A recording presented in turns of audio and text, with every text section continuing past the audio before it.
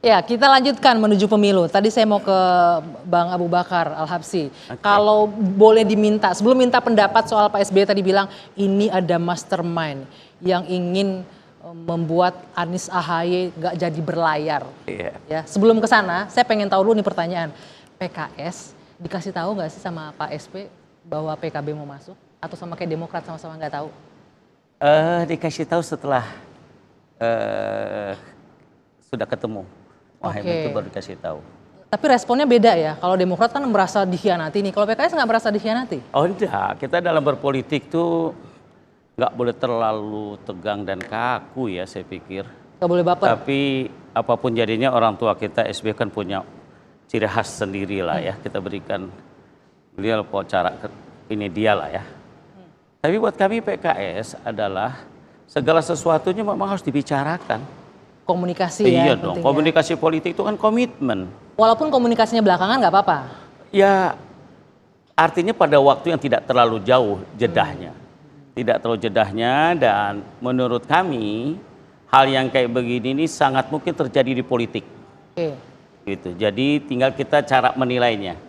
Kalau pandangan kami di PKS tetap saling menghargai ke setiap partai itu harus ada. Karena di tiap poin-poin komitmen itu ada kesepakatan-kesepakatan ya. Kita tidak bisa memutuskan sebelum kita sepakati bersama partai-partai yang ada. Nah, akhirnya dalam cerita ini kita ikuti saja, kita lihat besok. Sebentar, tadi dibilang harus kesepakatan bersama. Tapi kemudian PKB masuk itu sebelum ada kesepakatan bersama kan? Wajar tidak Demokrat betul, marah ya? makanya kita lanjutkan dengan dialog. Oke. PKB sudah masuk, Ustadz Abu. Kenapa? PKB sudah masuk. Kalau kita lihat hitung-hitungan angka loh, Nasdem sama PKS tinggal kan. Wah ini Kalau Nasdem belum dengan aman PKB loh ini, selesai. Sudah selesai. Ya tapi Nasdem belum dan PKB. aman dong untuk mengusung Anies sebagai calon presiden. Saya rasa ya mereka butuh PKS. Weh. Butuh tadi apa? Butuh payung umat tadi itu ya. Sebab butuh apapun PKS. jadinya kalau presidennya Anies ya identik lah.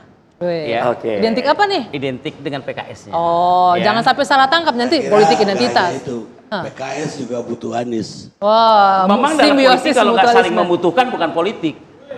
Jadi politik itu harus saling tegir dan saling kuat gitu ya. Simbiosis mutualisme ya Pak ya? Iya. Jadi perkembangannya ada, kita ikuti saja dan saya tidak bisa menilai dan menyalahkan kalau emosional satu berbeda. Tapi buat kami PKS menanggapinya harus dengan ya saya nggak bisa ngomong takut menyakitkan yang ke sebelah.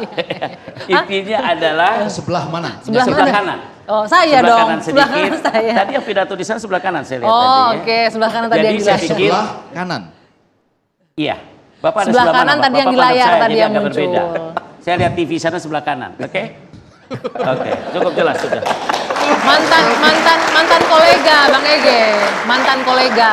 Iya. Karena Nggak, udah Ada masalah dengan posisi itu, Bang? Iya, ada masalah terutama dua hal. Yang pertama, duluan mana ketemu di istana, ya, ada ketua umum partai yang ketemu di istana, sesudah itu baru ketua umum dengan segala hormat pada seluruh ketua Yang umum. jelas bertemu jenak-jenak dengan, itu detik-detiknya berdekatan, tidak terlalu jauh.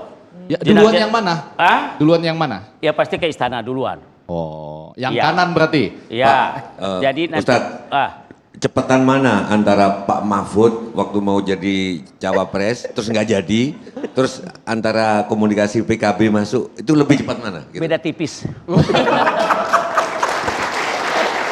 Aduh, ini agak ngeri-ngeri ya. Tapi soal komentar mastermind dua pasang calon itu sempat dengar nggak sih Pak Ya. Abu Bakar? Manusiawi kalau ada mastermind dalam politik. Dalam kehidupan politik itu terbiasa ada di balik layar. Kalau kata orang Arab bilang tuh mawaro azalik, ada apa di balik itu semua. Jadi nggak ada istilah kosong-kosong begitu aja nggak ada.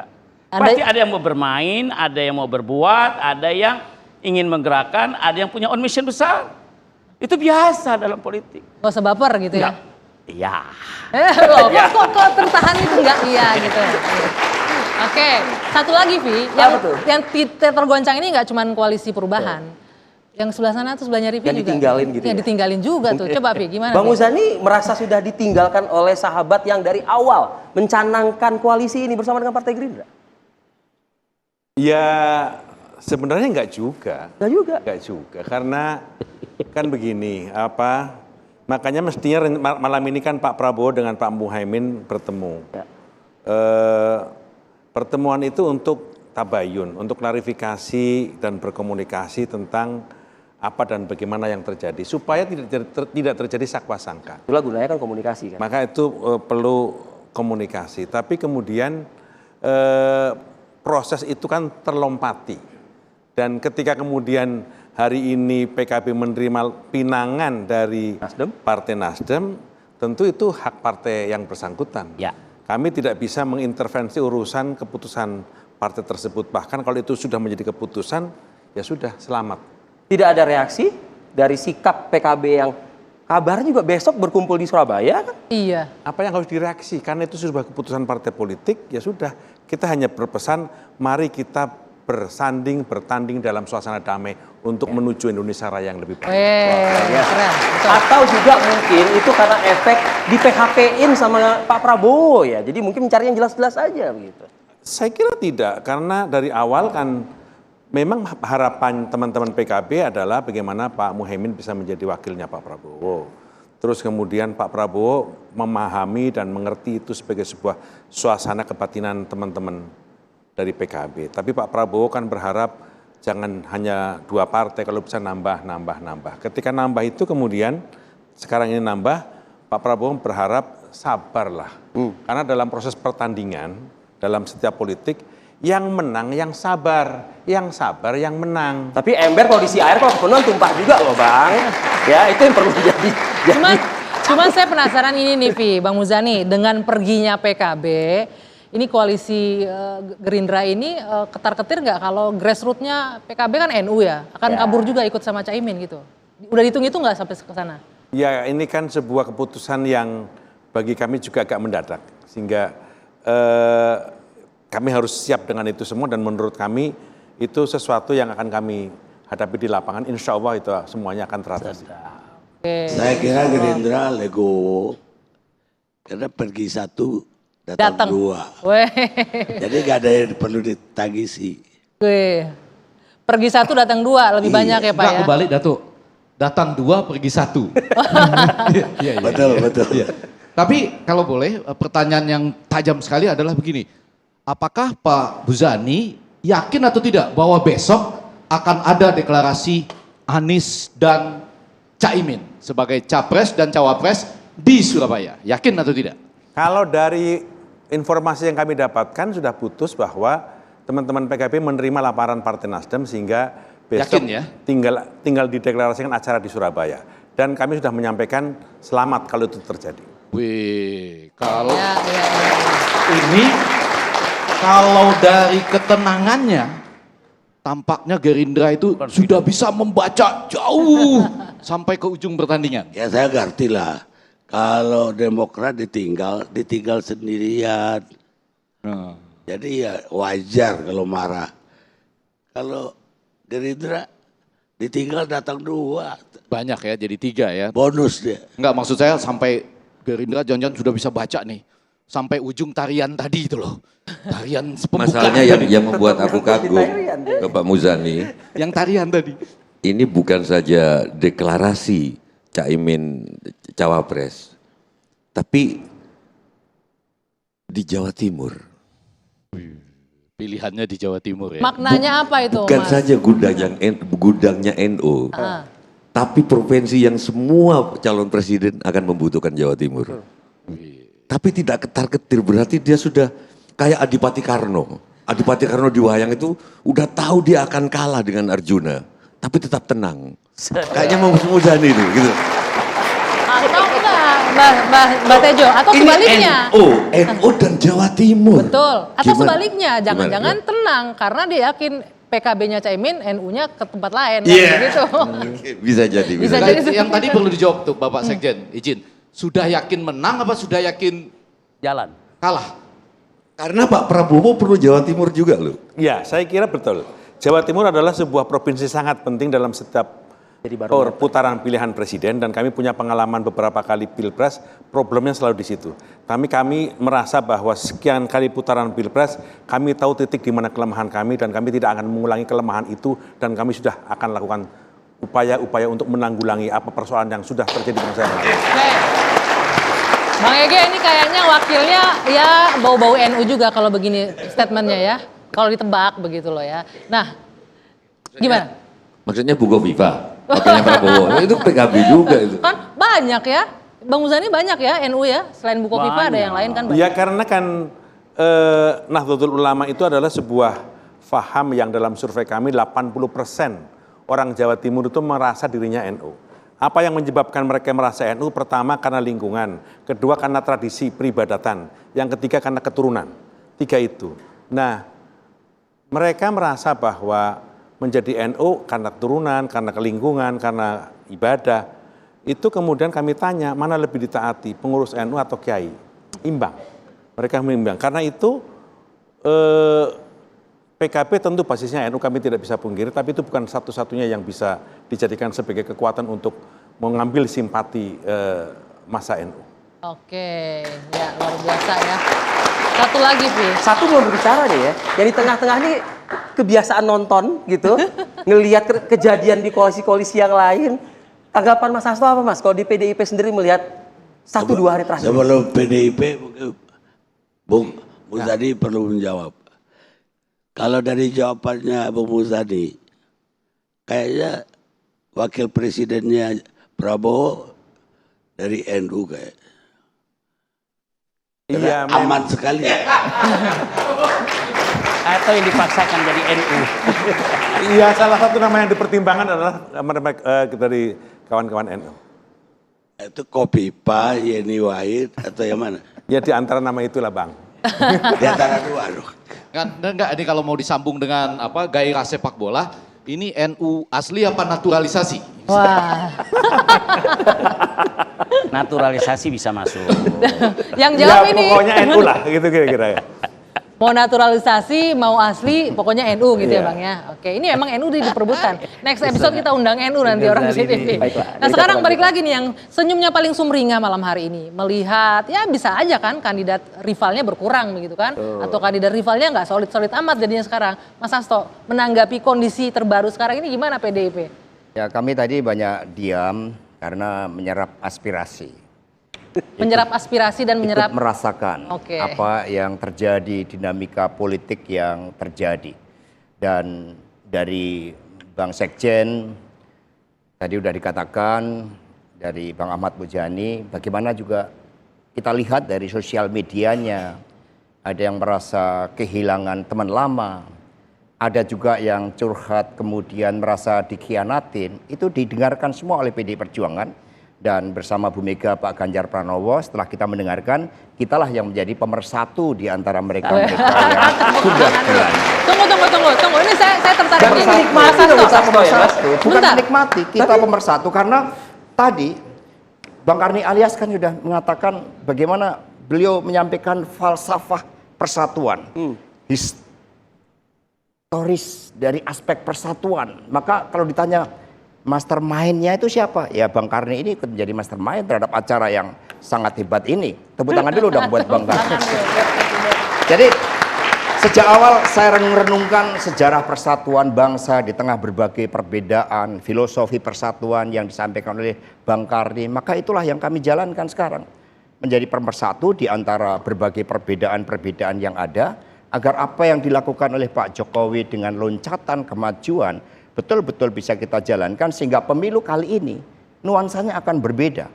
Pemilu kali ini akan menjadi suatu pertarungan gagasan, pertarungan narasi tentang masa depan. Bagaimana loncatan kemajuan Indonesia Raya dengan bonus demografi bisa kita angkat. Bagaimana kita menampilkan tradisi demokrasi ala Indonesia, persis PKS pun sudah wayangan. Luar biasa, itu demokrasi ala Indonesia. Tepuk tangan buat PKS. Jadi kami rangkul bersama-sama di dalam politik yang sangat dinamis. Apakah ujungnya 2 pasangan calon atau 3 pasangan calon? Kita tentukan melalui dialog bersama. Politik tanpa dialog itu akan sia-sia. Maka dalam perspektif yang ideal tentu saja dua pasangan calon akan sangat baik mengingat kita belum sepenuhnya pulih dari pandemi COVID-19. Tunggu, sangat baik untuk siapa, tiga Mas Hasto? pasangan calon, 4 pasangan calon, kami juga siap, yang penting rakyatlah yang menentukan. Iya. Jadi dua pasangan calon itu tandai dengan PKS yang sudah menampilkan Ditandai wayangnya dengan itu. wayangan dari PKS, lakonnya tentang parikesit. Iya. Wah, itu kan suatu filosofi yang sangat luar Jadi biasa. ada karpet merah untuk PKS gitu maksudnya? Ya, kita membangun persahabatan bersama. Bangsa ini dibangun melalui kerjasama dan PKS gotong itu royong dapat kita. karpet merah di mana-mana. Cuman masalahnya mau atau tidak. Yang Itu maunya saja. PKS-nya mau atau enggak gitu. Iya, tinggal kita pilih-pilih. Karena Oke. memang berbangsa untuk bersatu itu perlu saling mengenal. Bersatu kita teguh, bersama kita tidak- runtuh. Itulah persatuan Indonesia. Artinya ini masih ada kemungkinan berubah nih di koalisi Oh perubahan. enggak, kalau PKS itu kalau udah punya komitmen, selesai, sudah. Oke, Sampai bisa dipegang ujung. nih omongannya Iya, ya. kecuali dihianati. Waduh. Kalau Anggi. kita dihianati, baru kita Tapi saya bermasalah. menangkap dari, sorry Mas Ustadz, dari Ya. senyumnya Mas Hasto ini, Ya. tetap walaupun 4 pasangan oke, tapi aku garis bawahi, Lebih baik idealnya ideal 2. Itu kan lebih baik. Makanya tadi saya mau ngejar itu Makanya juga. berarti yang nanti adanya cuman Mas Prabowo sama Pak Ganjar, kemungkinan ya. Sehingga betul nggak PKB ke Nasdem ini membawakan misi dari mastermind ini untuk mengacak-acak? Sangat Waduh, ini lebih Mungkin agak-agak nggak? Aduh, kami nggak punya ilmu untuk Loh, enggak. Karena yakin banget ini akan ada Enggak, dua gitu. sebentar, coba definisikan mengacang-acang itu gimana? Apakah nanti tiba-tiba Kalau aku PKB-nya mundur? mengirimkan seseorang ke koalisi Arif sama Anggi, ada 2 kemungkinannya, untuk memperkuat kalian Atau menghancurkan atau untuk dari dalam? ngaco. Waduh, kayak kuda Trojan gitu ya, kuda Troya. Karena di dalam falsafah Jawa itu chaos itu ada 3 tahap. Aha. Pertama, kolotido itu kegilaan individual. Masuklah kolosubo, kegilaan kolektif. Disitulah ada energi internal untuk mengacak-acak. Mungkin siapa tahu sejak tadi malam itu sudah kita masuk zaman kolosubo. Sudah keedanan kolektif. Nah, makanya aku nanya, betul aku berharap enggak sih ya, karena aku juga kenal Caimin, kayaknya enggak. Tapi siapa tahu Caimin membawa misi, disuruh membawa misi ngacak-acak. Mungkin enggak? Soalnya kok yakin banget idealnya 2 gitu. Nyambung, jangan-jangan gitu Mas. Secara nggak langsung Wah, sih kayaknya Mas, ini mastermind-nya ada di ini sini gitu. Bang Sujiwatejo ini kan lihat secara empiris. Ramalan. Deklarasi yang sudah dilakukan di museum saja bisa berubah, apalagi kalau besok di Surabaya, kira-kira kan seperti itu. Sehingga ini sebenarnya bukan pada mastermind, ini harapan dari dalang yang sebenarnya. Bahwa dalang yang sebenarnya yang namanya Sujiwatejo itu memang mengharapkan kira-kira 2 pasangan calon agar menghemat 14 triliun biaya pemilunya, agar tidak ada ketegangan politik, agar rakyat tetap berbahagia, pemerintahan ke depan dibentuk pemerintahan gotong royong. Itu harapan mastermind yang sebenarnya yang namanya Sujiwatejo, saudara-saudara sekalian. memungkinkan nggak sih? Ini agak serius nih tuduhannya Pak Dalang malam hari ini. Walaupun Ya, kita nggak tahu mastermind-nya siapa ya. Iya, sebetulnya kita semua sudah menduga-duga mastermind-nya siapa. Cuma kita kan nggak berani ngomong, ya kan? Betul ya? Bang Effendi, saya belum menduga. Kalau Bang Effendi menduga Nggak siapa? berani ya. Nggak apa-apa, nggak berani kan nggak apa-apa. Ya kan, nggak harus berani. Tapi yang dimaksud oleh Mbah tadi adalah, itu kan ada tokoh yang berjalan bersama dengan Gerindra, lirik-lirikan dengan PDI Perjuangan, akhirnya mengikat janji dengan Nasdem dan PKS, gitu ya. Apakah nanti ada kemungkinan pada saat pernikahannya, baru mengikat janji loh ini, pada saat pernikahannya pada waktu mendaftar, yaitu 19 Oktober, itu dengan yang lain, mungkin nggak itu? Itu kan sebetulnya. Kalau itu terjadi, peluang itu bisa jadi 2 gitu. Tapi kalau yang tadi Pak Sekjen PDI Perjuangan, betul juga itu, kalau bikin deklarasi jangan di museum kali ya. Tapi Karena mungkin kalau juga- museum berarti masa lalu. Iya kan? Jadi Iya nggak move on dong. ya. Idealnya Berarti- di mana yang nggak terganggu kalau Nggak gitu? tahu, kita tunggu besok di Surabaya mau di mana itu. Oke. Apapun, jangankan besok di Surabaya. Wong di museum saja fakta itu perjanjiannya bisa pecah. Berarti kan besok bisa kalaupun cawapres-cawapresnya bisa pecah, artinya tetap ada 2 nanti pemilu ini gitu loh. Atau kalau mau lebih tajam sedikit, kan ada 2 nanti kata Mbah Harapan senyumnya Mas Hasto. Iya. Idealnya lihat tadi, idealnya 2. Ya idealnya. Akan lebih baik dengan 2 karena anggarannya lebih hemat tadi katanya untuk masyarakat juga nggak. Oke, kalau begitu eksplorasi lebih dalam karena ini Mbah Sujiwo Tejo dan senyum Mas Hasto. Tapi kalau 2, kan dua-duanya mengatakan tegak lurus pada Pak Jokowi. Bingung kan mahasiswa ya? Di antara 2 sama-sama tegak lurus dengan Pak Jokowi. Kalau PDI Perjuangan tegak lurus pada Pak Jokowinya seperti apa? Nah itu yang menarik kan. Oke. Nah, kalau ada 2 kan? Nanti dijawab Pak Sasto ya. Iya kan betul nggak? Kan ada 2 tuh. Usai jeda kami kembali saat lagi.